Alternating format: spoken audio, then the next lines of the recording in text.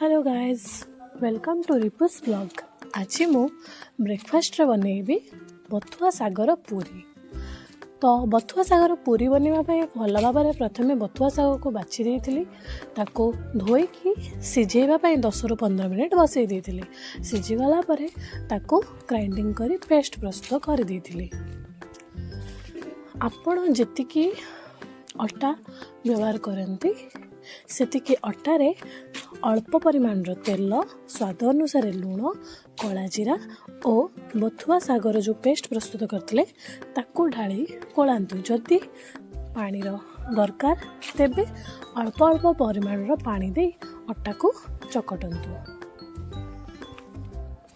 अटा को भल भाव में चकटी सारा पर आपड़ जानते पूरी पाई अटा को टिके शक्त भाव में चकटा जाए, तो टिके शक्त करिकी चकटिबे।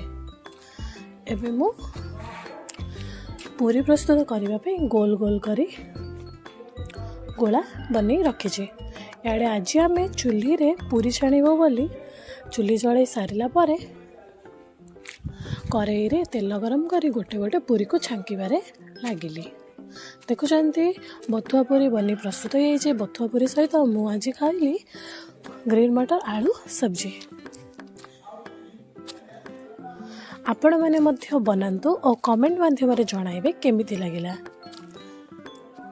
Please do like, share and subscribe. Thanks for